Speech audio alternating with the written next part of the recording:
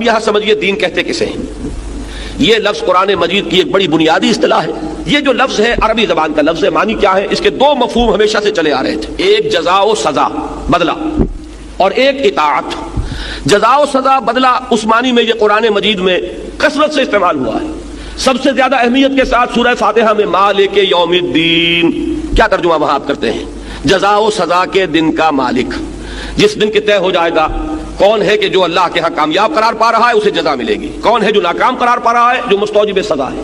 تو جزا و سزا کا کے دن کا مالک یعنی مختار مطلق وہ ہے، اسی کے ہاتھ میں اختیار ہے، کوئی اور اس سے بالا تر اختیار رکھنے والا نہیں ہوگا. لمن الملک اليوم للہ الواحد القہار. یہ ہے اس کا ایک مفہوم کہ جس میں جزا اور سزا اور بدلہ یہ ایک اہم جز کی حیثیت سے شامل ہے. دوسرا کیا ہے؟ اطاعت.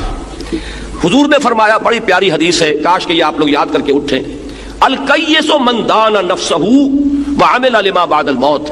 اصل میں ہوشیار آدمی، سمجھدار آدمی وہ ہے جو اپنے نفس کو اپنا مطیع بنا لے، اس کے اوپر غالب آ جائے.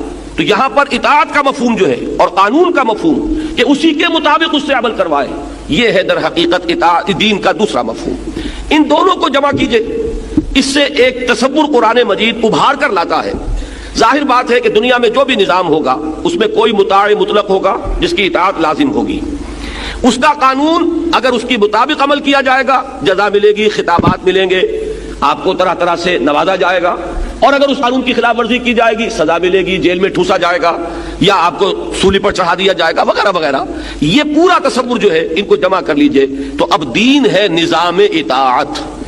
جس ہستی کو مطاع مطلق مانا جائے گا وہی در حقیقت اسی کی طرف اس دین کی نسبت ہوگی. جیسے سورہ یوسف میں آیا ہے، آپ میں سے اکثر حضرات کو وہ مقام مستحضر ہوگا. حضرت یوسف اپنے بھائی بنیامین کو روکنا چاہتے تھے، لیکن ظاہر بات ہے کہ وہاں قانون جو ہے وہ تو بادشاہ کا تھا. وہ بادشاہ جس نے خواب دیکھا تھا اور جس کے خواب کے نتیجے میں حضرت یوسف جیل سے نکلے ہیں اور ایک بہت بڑے عہدے پر فائز ہوئے ہیں. اب حضرت یوسف روکنا چاہتے ہیں، لیکن جو مصر میں نظام اس وقت ہے، اس بادشاہ کا ملوکیت کا نظام، اس میں جو قانون ہے ما کان لیأخذ اخاہ فی دین الملک، حضرت یوسف کے لیے یہ ممکن نہیں تھا کہ حضرت بنیامین اپنے بھائی کو وہ روک سکتے، پکڑ سکتے دین الملک میں. یہ دین الملک کی اصطلاح کو ذہن نشین کر لیجئے.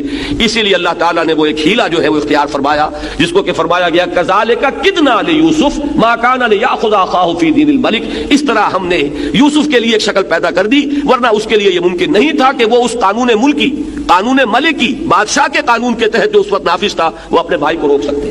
تو دین الملک کی اصطلاح اپنے ذہن میں رکھیے، بادشاہت کا دین، جسے آج آپ کہیں گے بادشاہی نظام.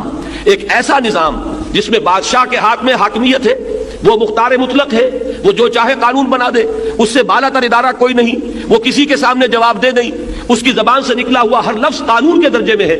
یہ نظام کیا ہوگا؟ دین الملک. اسی پر قیاس کیجئے آج کا نظام کیا ہے؟